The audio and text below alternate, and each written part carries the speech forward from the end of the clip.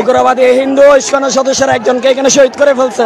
চট্টগ্রামে রাষ্ট্রপক্ষের আইনজীবীকে জবাই করে হত্যা করেছে চিন্ময় কৃষ্ণের অনুসারী ইসকন সদস্যরা।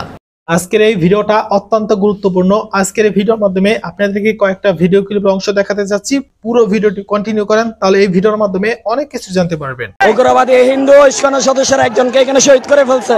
চট্টগ্রামে রাষ্ট্রপক্ষের আইনজীবীকে জবাই করে হত্যা করেছে চিন্ময় কৃষ্ণের অনুসারী ইসকন সদস্যরা। নগরীর মেথরপট্টি এলাকায় রাষ্ট্রপক্ষের আইনজীবী এবং চট্টগ্রাম জেলা আইনজীবী সমিতির সদস্য সাইফুল ইসলাম আলিফকে জবাই করে হত্যা করা হয়।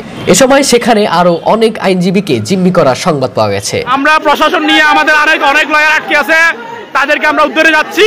এদিকে রাষ্ট্রদ্রোহ মামলায় অভিযুক্ত ইসকন নেতা চিন্ময় কৃষ্ণকে আজকে আদালতে তোলার পর থেকেই দেশীয় অস্ত্র ও ত্রিশূল নিয়ে সেখানে অবস্থান নেয় ইসকন সদস্যরা। শুনানিতে আদালত চিন্ময়ের জামিন না মঞ্জুর করে কারাগারে পাঠানোর নির্দেশ দিলে মারমুখী হয়ে ওঠে তার অনুসারীরা। এক পর্যায়ে তাকে বহনকারী প্রিজন ভ্যানের পথ আটকে দিলে পরিস্থিতি শোচনীয় আকার ধারণ করে। এর মধ্যেই চলতে থাকে ইসকন সদস্যদের হামলা এবং ভাঙচুর। এক পর্যায়ে মেথরপট্টি এলাকায় তারা রাষ্ট্রপক্ষের আইনজীবীদের জিম্মি করে ফেলে। এদের মধ্যে রাষ্ট্রপক্ষের আইনজীবী সাইফুল ইসলাম আলিফকে তারা জবাই করে হত্যা করে। শুধু আইনজীবীদের হত্যা নয়, একই সময়ে চট্টগ্রাম আদালত মসজিদেও ইসকন সদস্যরা ব্যাপক তাণ্ডব চালিয়েছে। এ সময় মসজিদের ভেতরে থাকা মুসল্লি এবং সাধারণ মানুষও গুরুতর আহত হয়েছে। পরবর্তীতে পুলিশ, বিজিবি এবং সেনাবাহিনীর যৌথ অভিযানে আদালত চত্বর ইসকন মুক্ত করা হলেও এখন পর্যন্ত এ ঘটনায় কাউকে গ্রেফতার করার সংবাদ পাওয়া যায়নি। এদিকে ইসকন সদস্যদের নেক্কারজনক এই হামলা এবং হত্যাকাণ্ডকে কেন্দ্র করে চট্টগ্রাম সহ সারা দেশে ব্যাপক উত্তেজনা দেখা দিয়েছে। দ্রুততম সময়ের মধ্যে আজকের হত্যাকাণ্ড এবং মসজিদ ভাঙচুরের সাথে জড়িত ইসকন সদস্যদের গ্রেফতার করে চূড়ান্ত শাস্তি নিশ্চিত না হলে দেশে সাম্প্রদায়িক দাঙ্গার শঙ্কা দেখা দিয়েছে। 90% মুসলিমের এই দেশে ইসকন সদস্যরা একজন মুসলিম আইনজীবীকে প্রকাশ্যে দেবালকে যেভাবে রাস্তায় ফেলে জবাই করেছে, তাতে এদেশ থেকে ইসকনের নাম নিশানা মিটিয়ে দেওয়ার সময় হয়েছে।